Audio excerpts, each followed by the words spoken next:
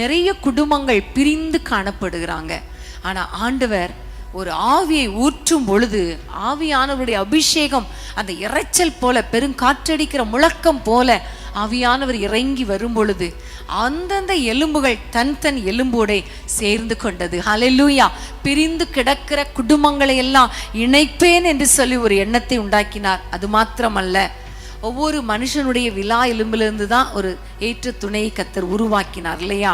அப்போ அந்தந்த எலும்புக்குரிய அந்த விலா எலும்பை கர்த்தர் கொண்டு வந்து சேர்க்கிறதாக என்னுடைய உள்ளத்திலே ஒரு எண்ணத்தை கர்த்தர் கொடுத்தார். ஆமென். இன்னைக்கு நம்ம அதை வைத்து ஜெபிக்க போறோம்.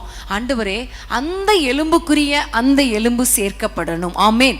அந்த விலா எலும்பு, எந்த எலும்புல இருந்து ஒரு விலா எலும்பை எடுத்து வைத்திருக்கிறீங்களோ அந்த எலும்பை கொண்டு வந்து அந்த குடும்ப வாழ்க்கையை கட்டுவீராக.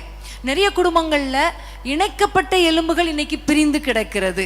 அப்ப ஆண்டவரிடத்துல கேட்க போறோம், பிரிந்த ஆண்டவரை எலும்புகள் இணைந்தது போல அதுல ரொம்ப பாருங்களேன், எவ்வளோ எலும்புகள் கிடக்கு. ஆனா அந்த நேரத்துல அந்தந்த எலும்பு தன் எலும்போட சேர்ந்து கொண்டது. ரொம்ப ஆச்சரியம் இல்லையா? அப்ப நம்முடைய குடும்பம் இன்னைக்கு, நீங்க யாரெல்லாம் குடும்பங்கள் பிரிக்கப்பட்டு வேதனையோடு கூட இருக்கிறீங்களோ, இன்னைக்கு ஆண்டவரிடத்துல ஜெபம் பண்ண போறீங்க. ஆண்டவரே, என் குடும்பம், என்னுடைய குடும்பம் ஆண்டவரே ஒன்றாக இணைக்கப்படட்டும் அப்பா. நாங்கள் இணைக்கப்படணும், மறுபடியும் சேர்ந்து வாழணும்னு சொல்லுங்க. பிள்ளைகளுக்காக, ஒருவேளை பிள்ளைகள் நீங்க இருந்து ஜெபம் பண்ணிட்டு இருந்தீங்கன்னா, ஆண்டவரே என்னுடைய எலும்போடு கூட ஆண்டவரை சீக்கிரமாய் நீங்க சேர்க்கணும் அப்பா என்று சொல்லும் பொழுது நிச்சயமா பாருங்க, சீக்கிரம் கர்த்தர் ஒரு அசைவை உங்கள் குடும்பத்திலே உண்டாக்க போகிறார்.